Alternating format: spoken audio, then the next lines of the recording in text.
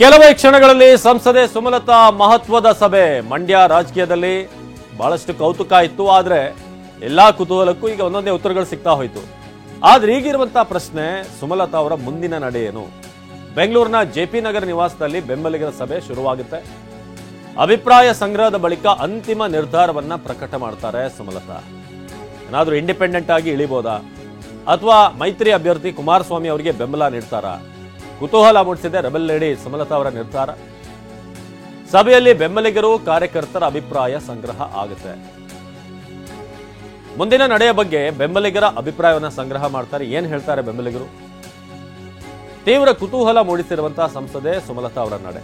ಯಾಕಂದ್ರೆ ಈ ಬಾರಿ ಇಂಡಿಪೆಂಡೆಂಟ್ ಅಷ್ಟು ಸುಲಭ ಇಲ್ಲ ಮಂಡ್ಯದಲ್ಲಿ. ಹಿಂದೆ ಇದ್ದಂತ ರಾಜಕೀಯ ವಾತಾವರಣ, ಆಗಿನ ಸಂದರ್ಭಗಳೇ ಬೇರೆ. ಆದ್ರೆ ಈಗ ಮಂಡ್ಯದಲ್ಲಿರುವಂತಹ ಸಂದರ್ಭ ಬೇರೆ ರೀತಿಯಾಗಿದೆ. ಹಾಗಾಗಿ ಇಂಡಿಪೆಂಡೆಂಟ್ ಆಗಿ ನಿಂತರೆ ಗೆಲ್ಲುವಂತ ಸಾಧ್ಯತೆ ಎಷ್ಟು, ಇದೆಲ್ಲದರ ಬಗ್ಗೆ ಕೂಡ ಇವತ್ತು ಅಭಿಪ್ರಾಯ ಸಂಗ್ರಹ ಆಗುತ್ತೆ.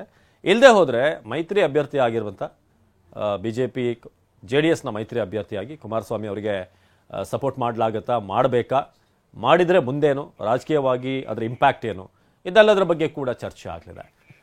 ಕಿರಣ್ ಹನ್ಯಡ್ಕ ಈ ಬಗ್ಗೆ ಹೆಚ್ಚಿನ ಮಾಹಿತಿಯನ್ನು ನೀಡ್ತಾರೆ ನೇರ ಸಂಪರ್ಕದಲ್ಲಿ. ಕಿರಣ್, ಮಂಡ್ಯ ರಾಜಕಾರಣದ ವಿಚಾರವಾಗಿ ಯಾರಿಗೆ ಟಿಕೆಟ್ ಅನ್ನೋದು ಒಂದು ಮಟ್ಟಕ್ಕೆ ಈಗ ಕ್ಲಾರಿಟಿ ಸಿಕ್ಕಿದೆ. ಆದ್ರೆ ಸುಮಲತಾ ಅವರ ಮುಂದಿನ ನಡೆ ಏನು ಅಂತ, ಒಂದ್ ಕಡೆ ಅವರು ಇಂಡಿಪೆಂಡೆಂಟ್ ಆಗಿ ನಿಲ್ಲೋದು ಕೂಡ ಹಿಂದಿನ ರಾಜಕೀಯ ಪರಿಸ್ಥಿತಿಗಳು ಬೇರೆ, ಈಗ ಬದಲಾಗಿದೆ. ಇನ್ನೊಂದ್ ಕಡೆ ಎಚ್ ಡಿ ಕುಮಾರಸ್ವಾಮಿ ಅವ್ರ ಜೊತೆಗೆ ಟಕ್ಕರ್ ಆಗಿತ್ತು ಹಿಂದಿನ ಬಾರಿ. ಅವರಿಗೆ ಮತ್ತೆ ಸಪೋರ್ಟ್ ಮಾಡಿದ್ರೆ ಅವ್ರನ್ನ ಮತದಾರರು ನೋಡುವಂತ ದೃಷ್ಟಿ ಬದಲಾಗಬಹುದು. ಇಂಥ ಒಂದಷ್ಟು ಗೊಂದಲಗಳಿದೆ. ಹಾಗಾಗಿ ಇವತ್ತಿನ ಮೀಟಿಂಗ್ ಎಷ್ಟು ಮುಖ್ಯ, ಯಾರ್ಯಾರು ಬರ್ತಿದ್ದಾರೆ?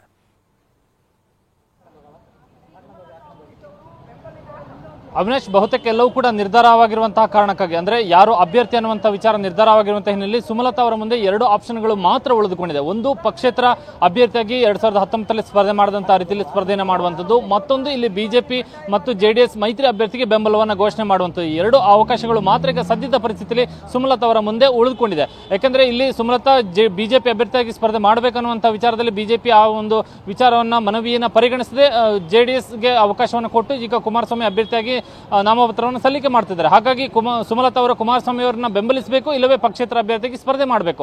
ಆ ಹಿನ್ನೆಲೆಯಲ್ಲಿ ತಮ್ಮ ನಿರ್ಧಾರವನ್ನು ಯಾವ ರೀತಿ ಕೈಗೊಳ್ಳಬೇಕು ಅನ್ನುವಂತಹ ದೃಷ್ಟಿಯಿಂದ ಇವತ್ತು ತಮ್ಮ ಬೆಂಗಳೂರು ನಿವಾಸದಲ್ಲಿ ಮಂಡ್ಯದ ಬೆಂಬಲಿಗರನ್ನ ಕರೆದು ಅವರ ಜೊತೆ ಸಭೆಯನ್ನ ಮಾಡ್ತಿದ್ದಾರೆ, ಚರ್ಚೆಯನ್ನ ಮಾಡ್ತಿದ್ದಾರೆ. 2:30ಕ್ಕೆ ಸಭೆ ಆರಂಭ ಆಗುತ್ತೆ.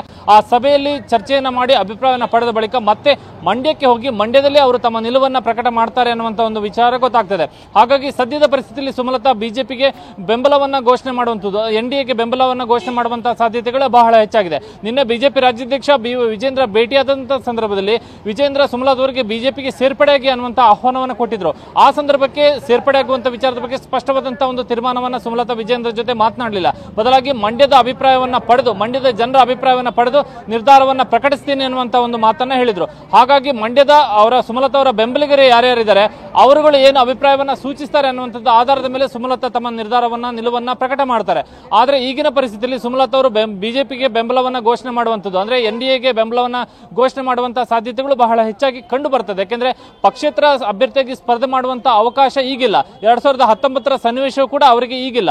ಹಾಗಾಗಿ ಅವರು ಬಹುತೇಕ ಕಾಂಗ್ರೆಸ್ಗೆ ಬೆಂಬಲವನ್ನು ಘೋಷಣೆ ಮಾಡುವಂತಹ ವಾತಾವರಣವೂ ಕೂಡ ಈಗ ಅವರ ಮುಂದಿಲ್ಲ. ಹಾಗಾಗಿ ಬಿಜೆಪಿಗೆ ಅಥವಾ ಎನ್ಡಿಎಗೆ ಬೆಂಬಲವನ್ನು ಘೋಷಣೆ ಮಾಡುವಂಥದ್ದು ಮಾತ್ರ ಅವರ ಮುಂದೆ ಇರುವಂತಹ ಪ್ರಥಮ ಮತ್ತು ಸುಲಭದ ಮಾರ್ಗ ಆಗಿರುವಂಥದ್ದು. ಬಹುತೇಕ ಅವರು ಅದೇ ಮಾರ್ಗವನ್ನೇ ಆಯ್ದುಕೊಳ್ಳುವಂತಹ ಸಾಧ್ಯತೆಗಳು ಬಹಳ ಹೆಚ್ಚಾಗಿದೆ. ಯಾಕೆಂದ್ರೆ ವಿಧಾನಸಭಾ ಚುನಾವಣೆಯಲ್ಲಿ ಅವರು ಬಿಜೆಪಿ ಅಭ್ಯರ್ಥಿಗೆ ಬೆಂಬಲವನ್ನು ಘೋಷಣೆ ಮಾಡಿದ್ರು, ಬಿಜೆಪಿ ಜೊತೆಯಲ್ಲಿ ಅವರು ಚುನಾವಣೆಯಲ್ಲಿ ಹೆಜ್ಜೆ ಹಾಕಿದ್ರು. ಹಾಗಾಗಿ ಈ ಚುನಾವಣೆಯಲ್ಲೂ ಕೂಡ ಅವರು ಬಿಜೆಪಿ ಜೊತೆ ಮುಂದುವರಿಯುವಂತಹ ಸಾಧ್ಯತೆಗಳು ಬಹಳ ಹೆಚ್ಚಾಗಿದೆ. ಪಕ್ಷವನ್ನ ಸೇರ್ಪಡೆ ಆಗದಿದ್ರು ಕೂಡ ಪರೋಕ್ಷವಾಗಿ ಅವರು ಬಿಜೆಪಿಗೆ ಅಥವಾ ಎನ್ಡಿಎಗೆ ಬೆಂಬಲವನ್ನು ಘೋಷಣೆ ಮಾಡೋ ಮುಖಾಂತರವಾಗಿ ತಮ್ಮ ಬೆಂಬಲ ಬಿಜೆಪಿಗಿದೆ, ಎನ್ಡಿಎಗಿದೆ ಅನ್ನುವಂಥದ್ದನ್ನ ಅವರು ಹೇಳ್ಕೊಳ್ಳುವಂತಹ ಸಾಧ್ಯತೆಗಳು ಬಹಳ ಹೆಚ್ಚಾಗಿದೆ. ಯಾಕಂದ್ರೆ ಮೋದಿ ಪ್ರಧಾನಿ ಆಗಬೇಕು ಅನ್ನುವಂತಹ ಒಂದು ಮಾತನ್ನು ಅವರು ಬಹಳ ಹಿಂದಿನಿಂದಲೂ ಕೂಡ, ಅಂದ್ರೆ ಯಾವಾಗ ಬಿಜೆಪಿ ಜೊತೆಗೆ ಅವರು ಹೆಜ್ಜೆಯನ್ನು ಹಾಕಿದ್ರು ಅವತ್ತಿನಿಂದಲೂ ಕೂಡ ಹೇಳ್ತಾನೆ ಬರ್ತಿದ್ದಾರೆ. ನಿನ್ನೆಯೂ ಕೂಡ ಆ ವಿಚಾರವನ್ನೇ ಕೂಡ ಅವರು ವಿಜಯೇಂದ್ರ ಅವರ ಭೇಟಿಯಾದ ಬಳಿಕವೂ ಕೂಡ ಮೋದಿ ಅವರ ಬೆಂಬಲ ಪ್ರಧಾನಿ ಆಗುವಂತ ವಿಚಾರವನ್ನು ಕೂಡ ಮತ್ತೆ ಉಲ್ಲೇಖವನ್ನ ಮಾಡ್ತಿದ್ದಾರೆ.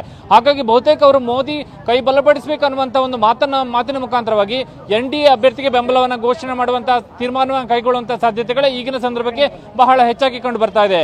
ಅವಿನಾಶ್, ಧನ್ಯವಾದ ಕಿರಣ್. ಇಷ್ಟೆಲ್ಲದರ ಮಧ್ಯೆ ಕಾಂಗ್ರೆಸ್ ಬೆಂಬಲಿಸುವಂತೆ ಸಂಸದೆ ಸುಮಲತಾಗೆ ಶಾಸಕ ನರೇಂದ್ರ ಸ್ವಾಮಿ ಬೇಡಿಕೆ ಇಟ್ಟಿದ್ದಾರೆ. ಕಳೆದ ಚುನಾವಣೆಯಲ್ಲಿ ನಾವು ನಿಮ್ಮ ಪರವಾಗಿ ಪ್ರಚಾರ ಮಾಡಿದ್ವಿ, ಇವತ್ತು ಸುಮಲತಾ ಅದನ್ನ ನೆನ್ಪು ಮಾಡ್ಕೊಳ್ಬೇಕು ಅಂತ ಹೇಳಿದ್ರು. ಬನ್ನಿ, ಏನ್ ಹೇಳಿದ್ರು ನರೇಂದ್ರ ಸ್ವಾಮಿ ನೋಡೋಣ. ಹೌದು, ನಾನು ನೇರವಾಗಿ ಒಪ್ಕೋತೀನಿ. ನಮ್ಮ ಪಕ್ಷದ ಮುಖಂಡರಿಗೆ ಹೇಳಿದ್ದೀನಿ, ಅವತ್ತನ ನಮ್ಮ ಮುಖ್ಯಮಂತ್ರಿಗಳಿಗೆ ಹೇಳಿದ್ದೆ. ನಾವು ಇವತ್ತಿನ ಮುಖ್ಯಮಂತ್ರಿಗಳಿಗೆ. ನಾನು ಮಾಡಲ್ಲ ಸ್ವಾಮಿ, ನಾನು ಜನತಾದಳಕ್ಕೆ ಮಾಡಲ್ಲ ಅಂತ ಓಪನ್ ಆಗಿ ಹೇಳಿದ್ದೆ. ಹಿನ್ನೆಲೆ ಗಾಯಕನಾಗಿ ನಿಮ್ಮೆಲ್ರಿಗೂ ನಾನು ಅಷ್ಟಿಷ್ಟು ಕಾಡ್ಲಿಲ್ಲ, ಅಷ್ಟಿಷ್ಟು ಬೇಡಲಿಲ್ಲ. ಆ ಚುನಾವಣೆಗೆ ನಮ್ಗೇನು ಹಣ ಬೇಕಾಗ್ಲಿಲ್ಲ. ಇವತ್ತು ನಾನು ಈ ವೇದಿಕೆಯಿಂದ ಸುಮಲತಾ ಅವರಿಗೆ ಜ್ಞಾಪಿಸಕ್ಕೆ ಬಯಸ್ತೇನೆ, ಈ ಮಳವಳ್ಳಿಯ ಏನಂತ ಯಾರು ಸೊಸೆ ಅಂದ್ರು, ಮಳವಳ್ಳಿ ಹುಚ್ಚೇಗೌಡರು ಸೊಸೆ, ಮಳವಳ್ಳಿ ಸ್ವಾಭಿಮಾನನ ಕಳಿಕೊಡ್ದು ನಿನ್ನ ವಿರೋಧ ಮಾಡಿದಂತ, ಹೀಯಾಳಿಸ್ತಂತ, ಅವಮಾನಿಸ್ತಂತವ್ರಿಗೆ ಉತ್ತರ ಕೊಟ್ಟಂತ, ಅತಿ ಹೆಚ್ಚು ಮತ ಕೊಟ್ಟಂತ ನೆಲ ಮಳವಳ್ಳಿ. ಈ ಮಳವಳ್ಳಿಗೆ ಅವಮಾನ ಮಾಡಿಕೊಡ್ದು ಎಚ್ಚರಿಕೆಯಲ್ಲಿ ಸುಮಲತಾ ಅವ್ರಿಗೆ ಈ ವೇದಿಕೆಯಿಂದ ಬೇಡಿಕೆ ಹಾಕ್ತೀನಿ. ನೀವು ಚುನಾವಣೆಗೆ ಯಾರು ಪರವಾಗಿ ಬರ್ತಿರೋ ಬರೋದಿಲ್ಲೋ ನನಗೆ ಚಿಂತೆ ಇಲ್ಲ. ಮಳವಳ್ಳಿಗೆ ಅವಮಾನ ಆಗದಂತೆ ನಿಮ್ಮ ನಡೆ ಇರಲಿ. ನಾಳೆ ನಿಮ್ಮ ಸಭೆ ಇದೆ. ನಿಮ್ಮ ಸಭೆಯಲ್ಲಿ ತೀರ್ಮಾನ ಏನಿರಬೇಕು ಅಂದ್ರೆ, ಆವತ್ತು ಸ್ವಾಭಿಮಾನದ ಮಾತಾಡಿದ್ರಲ್ಲ, ನಿಜವಾದ ಸ್ವಾಭಿಮಾನನ ಉಳಿಸ್ಕೊಳ್ತಕ್ಕಂಥ ಮಂಡ್ಯದ ಗೆಲುವನ್ನು ನಾವು ಕೇಳ್ತಾ ಇದ್ದೀವಿ. ಮಂಡ್ಯದ ಅಭ್ಯರ್ಥಿಯನ್ನು ತಂದು ಕೂರಿಸಿದ್ದೀವಿ. ಮಂಡ್ಯದ ಗೆಲುವನ್ನು ನಾವು ಕೇಳ್ತಾ ಇದ್ದೇವೆ. ಹೌದು, ನಾನು